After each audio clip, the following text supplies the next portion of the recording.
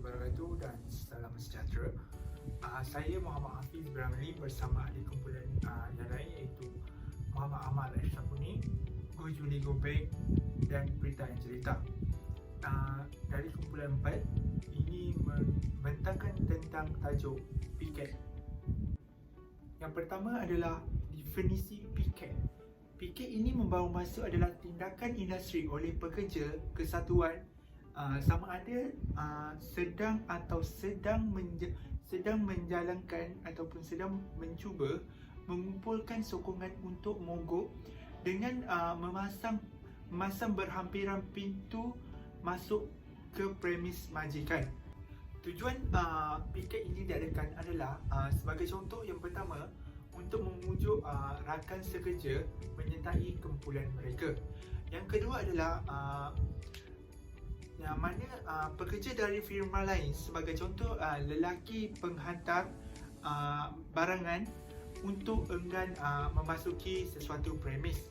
Dan yang ketiga adalah pelanggan untuk mengelak daripada sebarang perniagaan dengan majikan. Perhubungan perusahaan iaitu Seksyen 40 iaitu membenarkan pekerja untuk hadir di atas berhampiran tempat kerja apabila mereka mempunyai pertikaian perdagangan untuk tujuan memberikan maklumat secara aman kepada orang awam dan pekerja lain, serta memujuk pekerja lain untuk tidak bekerja jika mogok telah diisytiharkan dan tidak boleh menakutkan.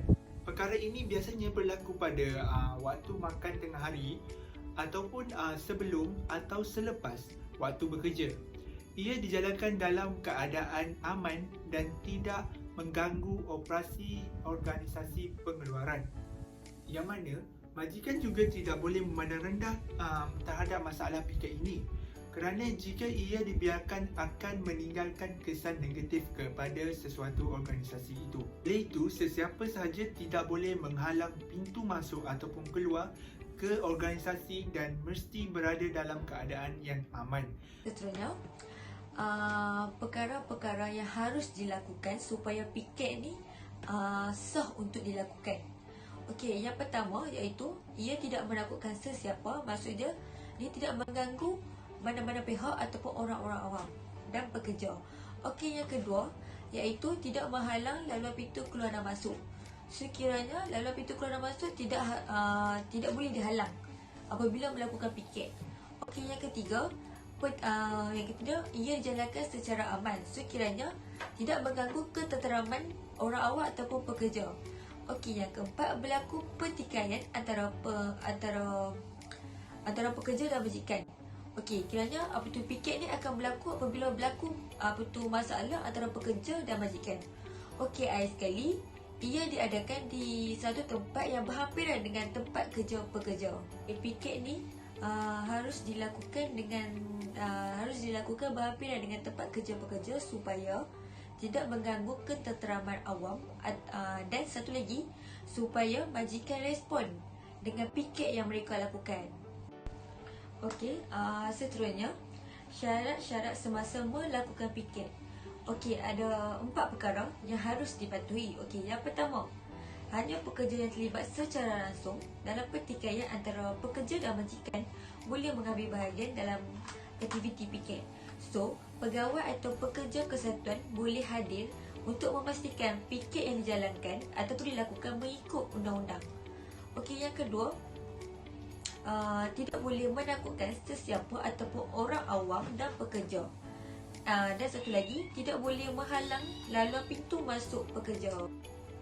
Okey, seterusnya yang ketiga, tidak memerlukan permit polis untuk melakukan aktiviti tersebut iaitu piket. Mereka juga piket juga tidak boleh dibubarkan oleh pihak polis. Hal ini kerana piket ni dari segi undang-undang dibenarkan untuk dilakukan. Okey, yang ketiga, piket ni digunakan kedua-duanya untuk menyampaikan isu kepada orang ramai dan kesan-kesan negatif yang telah dilakukan oleh majikan. Okey, dengan itu, hal ini dilakukan dengan memaparkan spanduk ataupun menggunakan platform media sosial untuk menyampaikan komen-komen negatif yang telah dilakukan oleh majikan. Okey, bukan itu saja. Hal ini dari segi spanduk dan media sosial ni akan menarik perhatian pemilik untuk merespon piket yang telah mereka lakukan. Di sini saya akan menunjukkan beberapa jenis piket.